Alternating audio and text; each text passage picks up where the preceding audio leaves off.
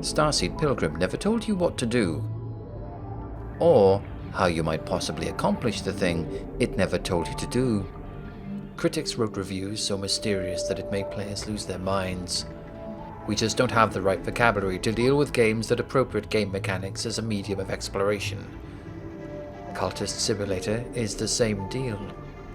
A new game opens with a single tile and a card. There is only one way to go, one thing to do. It's teaching you the fundamental mechanic of droqen cards into tiles. A tutorial, right? 20 hours after that, you get this.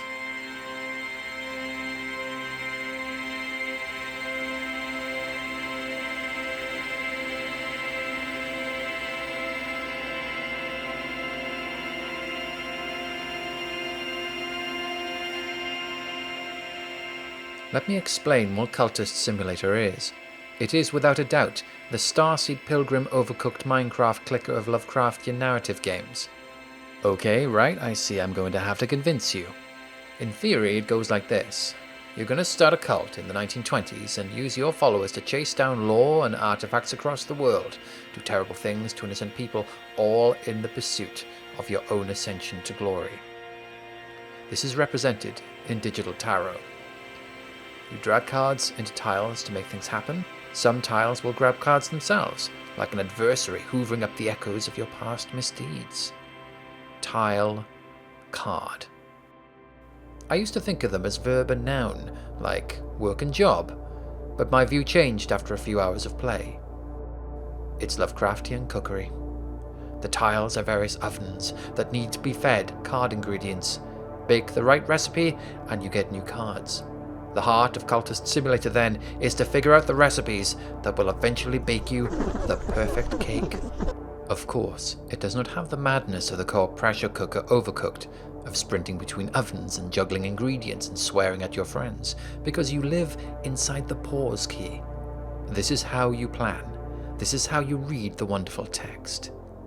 You would be wise, young acolyte, to note this is a game about reading. Not only are the words delicious, but they are laced with clues and hints about what you should be doing.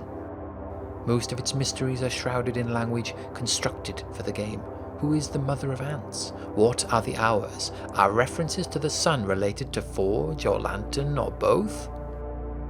Oh, and I shouldn't forget to explain why I cited Minecraft. Remember your first days inside Minecraft, where you shuffled items around a crafting table hoping to find something new? That is the joyous singing heart of Cultist Simulator, finding recipes that advance the cause, the excitement when you strike upon something previously unknown. That first time you enter the Mansus is a brilliant shock moment of discovery, when the game's reality peels back and reveals, but it's gone so quickly. You want to journey there again. You wish to learn of its nature. It calls to you. The player and the protagonist mirror each other perfectly. Both lock horns against cryptic texts. Both face difficult challenges. Both must resist their fascination with the arcane, lest they go mad. Oh yes, particularly that last one. The mysteries are legion and they dazzle. How do you recruit followers? How do you breach the stag door? How do you get the precise books you seek? What's the deal with that temptation card? How do you move out of the temporary headquarters? How can you stop a hunter without just, well, stabbing them in the face repeatedly?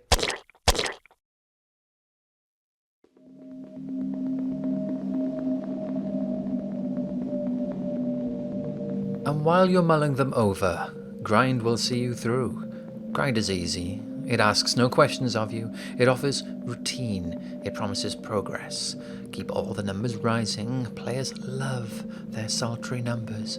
But they are a mere illusion of progress, a distraction from the frustration, and there is the trap. You keep cooking the books. More passion, better skills, more funds, more reason, better lore. But are you actually getting anywhere? Curling up in the womb of grind dulls any sense of urgency. Players can vanish for hours in those numbers, instead of leaning into the flesh of the game, trying to find some part which will give.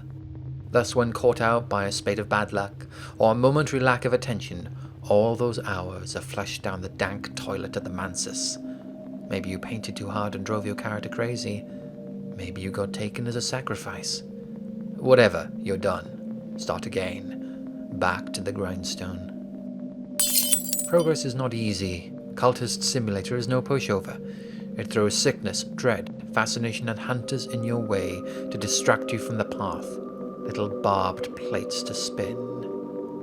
But the game is ruthlessly efficient at devouring all of your personal attention. There is always something to do and no natural break in the proceedings. Move cards, unpause, wait a few seconds, pause, move cards, unpause, wait a few seconds, pause, move cards. I will just do this final task, you tell yourself. But of course it took a little longer than you expected. Then you see yet another low-hanging fruit and decide to take care of this definitely final task before you shut down the computer. I will just move the cards and pause, wait a few seconds, pause, move cards.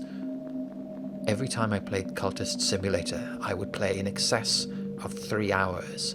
A brain wired into a deep state of flow, neurons pulsing with tiles and cards. My relationship with the game was unhealthy. I'm no stranger to game obsession, but this was a different class of addiction, one with comfy seats, free snacks, fast Wi-Fi. This is no isolated story. If you bother to look around at the other cultist inductees, you'll notice a lot of knowing nods. They all know what I'm talking about.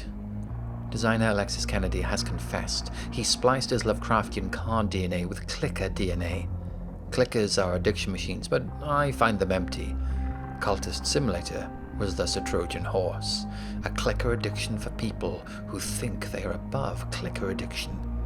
Here's Kennedy sharing a player comment, which is a cogent and concise summary of what I've been trying to express for the last 5 minutes.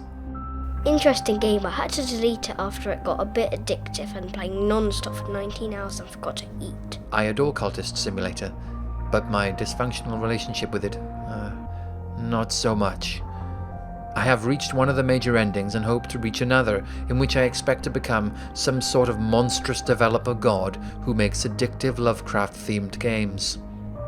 But I have not been successful, putting down some limits on my cultist time. Maybe I should ask my wife to pull the power on the PC if I keep playing beyond 60 minutes. Maybe I should decide on a safe word if I think I'm in too deep. Maybe I should keep a friend on speed dial, one who can talk me down from the 4th hour straight. God, I need to come up with something.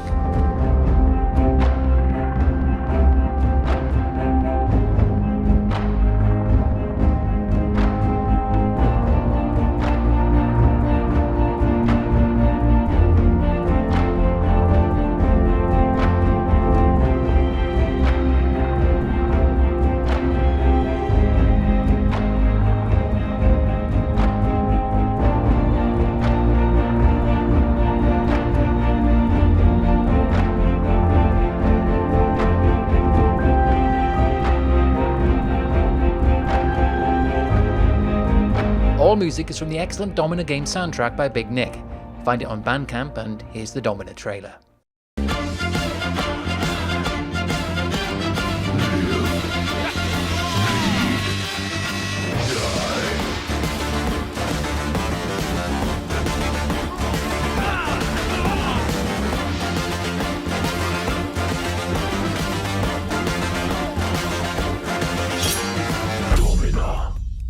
Available now on Steam. The next film is A Field of Flowers, which has been in production for a long time, but coming very soon. But for now, you can also check out the Electron Dance stream on both Cultist Simulator and Domina, or our films on The Witness and Dark Souls. Remember to subscribe and share if you enjoyed this film.